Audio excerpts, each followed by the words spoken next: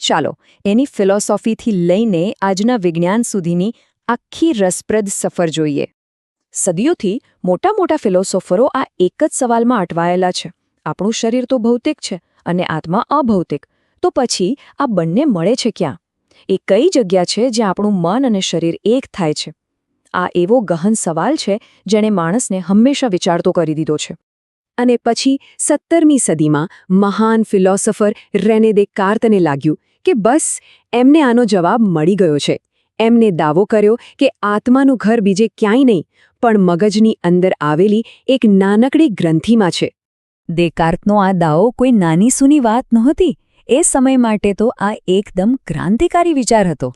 એમણે પિનિયલ ગ્રંથિને ખાલી શરીરનું એક અંગ ન ગણ્યો પણ એને ભૌતિક શરીર અને આપણા અભૌતિક મન વચ્ચેનો પુલ ગણાવ્યો. પણ સવાલ એ છે કે આટલા મોટા મગજમાં એમની નજર આ નાનકડી ગ્રંથિ પર જ કેમ પડી? તો આ પિનિયલ ગ્રંથિ છે શું? એ મગજની એકદમ મધ્યમાં આવેલું એક નાનું અંતઃસ્ત્રાવી અંગ છે.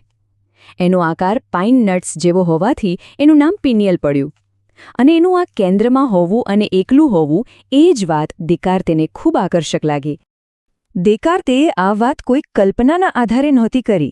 ના, એની પાછળ એમની એક મજબૂત અને તાર્કિક દલીલ હતી જે એમના સમયના શરીર રચનાના જ્ઞાન પર આધારિત હતી.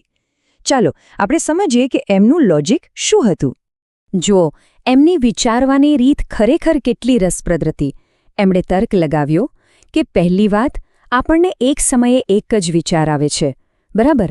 બીજી વાત, મગજની મોટાભાગની રચનાઓ જોડીમાં હોય છે, જેમ કે મગજના 2 ભાગ. પણ પિનિયલ ગ્રંથિ એકમાત્ર એવો હિસ્સો છે જે મગજની મધ્યમાં એકલી છે. એની કોઈ જોડી નથી. એટલે દેકાર્તે કહ્યું કે આ જ એ જગ્યા હોવી જોઈએ જ્યાં આપણી બધી ઇન્દ્રિયોમાંથી આવતી માહિતી ભેગી થઈને એક વિચાર બને છે. દેકાર્તનો તર્ક ભલે ગમે તેટલો સારો લાગે, પણ વિજ્ઞાન ખાલી તર્ક પર નથી ચાલતું. એને તો જોઈએ નક્કર પુરાવા. એટલે સમય જતાં ફિલોસોફીના વિચારોની જગ્યા વૈજ્ઞાનિક શોધોએ લીધી અને પિનિયલ ગ્રંથિનું સાચું રહસ્ય ધીમે ધીમે ખુલવા લાગ્યું. અને અહીંયા આખો મુદ્દો સ્પષ્ટ થઈ જાય છે. એક બાજુ દેકાર્તનો સિદ્ધાંત છે જે કહે છે કે પિનિયલ ગ્રંથિ આત્માનું ઘર છે, અને બીજી બાજુ છે આજનું વિજ્ઞાન જે કહે છે કે ના, આ તો મેલેટોનિન નામનું હોર્મોન બનાવતી એક ફેક્ટરી છે જે આપણા શરીરની ઘડિયાળને કંટ્રોલ કરે છે. આ બદલાવ કંઈ રાતોરાત નથી આવ્યો. છેક 1669માં જ નિકોલસ સ્ટેનો નામના એનાટોમિસ્ટે દેકાર્તના દાવાઓને ખોટા ઠેરવ્યા હતા. પછી 1800ના દાયકામાં તો લોકો એને ત્રીજી આંખનું એક બિનજરૂરી અવશેષણ માનવા લાગ્યા. અને છેવટે 1958માં જ્યારે પિનિયલ ગ્રંથિમાંથી મેલાટોનિન હોર્મોન અલગ કરવામાં આવ્યું ત્યારે એના સાચા કામ પરથી પડદો ઊંચકાયો. તો આ મેલેટોનિન છે શું? એને ઊંઘનું હોર્મોન પણ કહેવાય છે અને ક્યારેક અંધકારનું હોર્મોન પણ. કેમ કે એ આપણા શરીરની જે આંતરિક ઘડિયાળ છે ને, જેને સર્કેડિયન રિધમ કહેવાય છે, એને ચલાવવામાં મુખ્ય ભૂમિકા ભજવે છે. સાદી ભાષામાં કહીએ તો મેલાટોનિન એક એવું કેમિકલ છે જે ખાલી આપણામાં જ નહીં પણ જાનવરો, છોડવા અને નાના જીવાણુઓમાં પણ જોવા મળે છે. એનું મુખ્ય કામ છે અંધારું અને અજવાળું પારખીને આપણી ઊંઘ જાગવાની સાયકલને સેટ કરવાનું. પણ મેલાટોનિનનું કામ ખાલી ઊંઘ અપાવવા પૂરતું નથી હો. એ આપણા શરીરના તાપમાનને કંટ્રોલ કરે છે, એક શક્તિશાળી એન્ટીઓક્સિડન્ટ તરીકે કામ કરે છે અને આપણા કોષોને ડીએનએ ડેમેજથી પણ બચાવે છે. મતલબ કે આ નાનકડી ગ્રંથિમાંથી નીકળતો હોર્મોન ખરેખર ખૂબ પાવરફુલ છે. અને આનું આજના સમયમાં કેટલું મહત્વ છે એ આ આંકડો બતાવે છે. 2026 સુધીમાં મેલાટોનિનની ગોળીઓનું વૈશ્વિક બજાર $3.4 અબજ થઈ જશે. એનું કારણ? લાખો લોકો ઊંઘની તકલીફો માટે એના પર નિર્ભર છે. તો આપણે પિનિયલ ગ્રંથિની આખી સફર જોઈ. ક્યાં આત્માના આસનનો ભાવ્ય ખ્યાલ અને ક્યાં દવાની દુકાનમાં મળતી એક ગોળી.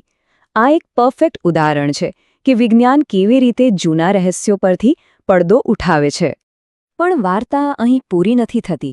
આજે પણ વૈજ્ઞાનિકો આ ગ્રંથિનો અભ્યાસ કરી રહ્યા છે. અત્યારની એક સામાન્ય સમસ્યા છે પિનિયલ ગ્રંથિનું કેલ્સિફિકેશન. એટલે કે ઉંમર વધવાની સાથે એમાં કેલ્શિયમના કણ જમા થાય છે.